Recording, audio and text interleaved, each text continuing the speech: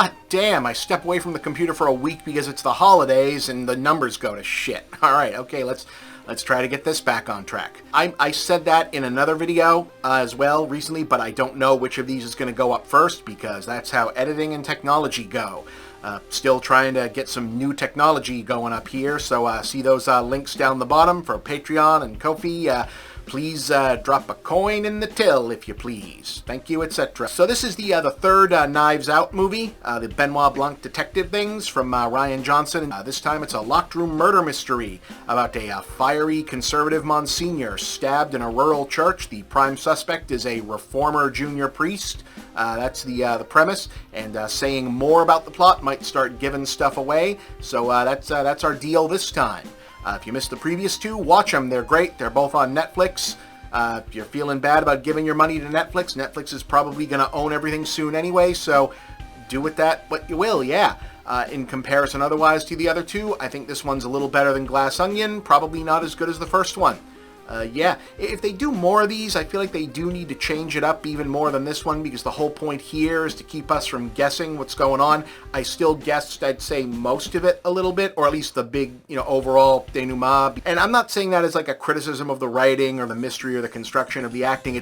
It's more just the way that this kind of mystery filmmaking works. It kind of opens with a big, dramatic flashback setting up story and lore that's has a lot of dramatic cinematography, and it's a little bit overshot. Just kind of tells you that this is really important and we shot the hell out of it, so you kind of know that they're going to flash back to it a whole bunch of times and show, no, this is what was really going on, so you know that therefore it's important, and therefore, well, if that's important, then it was probably involved this, and then you know which characters are going to recur, and etc. So, okay, all right, that's cool. You gotta love Daniel Craig in these, where he just, clowns around and reveals the crime and does basically a southern fried version of the Hercule Poirot thing. I dig it, man. I really do. Without getting too deep into the weeds on this one, because again, the thing about this particular premise is that if you go too deep into describing, here's who's in this one, here's who the characters are, here's who the actors are, here's what the whole run of this one is, you're basically going to give away the movie. So if you're just looking for the big setup of, is this one worth watching? Yes, it is. That's the basic setup of it. If it sounds good to you, go watch it. The new gimmick this time around is that the crime isn't actually fun. Whereas in the previous ones, there was a lot of fun to it. The movie is fun, but the crime this time is a little more on the serious side, and the characters are a little more down to earth, which for this series counts as a big switch. See, by now, the franchise, which here just kind of means writer-director Rian Johnson, has correctly intuited that the audience has fixed its expectation into this really familiar comfort zone, where there's going to be one relatable, criminally endangered protagonist that we can root for, a cast of colorful, eccentric, debauched, and or absurdly unlikable suspects who can either be exposed or disposed by Benoit Blanc's meticulous crime-solving and adorable foghorn leghorn mannerisms. But now they've taken that shtick to two different extremes against caricatures of old and new wealth and power, so the twist this time is going to be scaling and setting the suspects down to this tiny rural church and a cast of suspects who, while they're still disreputable, mostly are all actually pretty realistic and drab and recognizably human, especially compared to all the culturally satirical cartoon caricatures from Glass Onion, and this time they're all openly sad and depressed and broken, however guilty they may still be of the crime at hand or generally anything else. So while this is still somewhat a mystery comedy in the oh now what way that the impossible to solve solution keeps slipping through Benoit and the police and other parties' grasp, the bigger existential challenge to Blanc himself as the audience POV protagonist is that,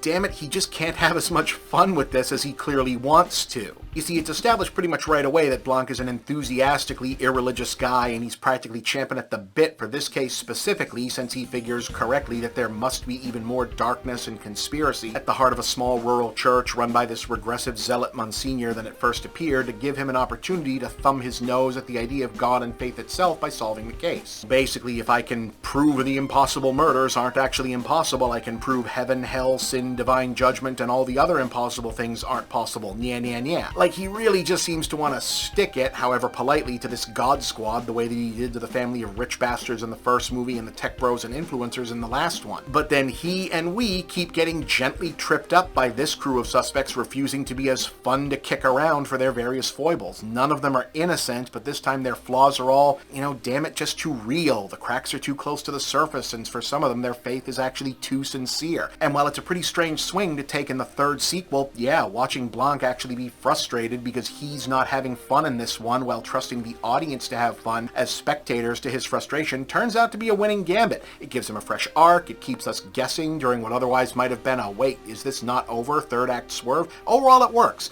Maybe it works at the cost of this not being as quotably memorable as the previous two, but look, if they keep making these, bottom line, I'll keep watching them. So call it a 7 out of 10. I'm not sure it's the home run that Knives Out was, or the big winning swing that Glass Onion was, but I liked it.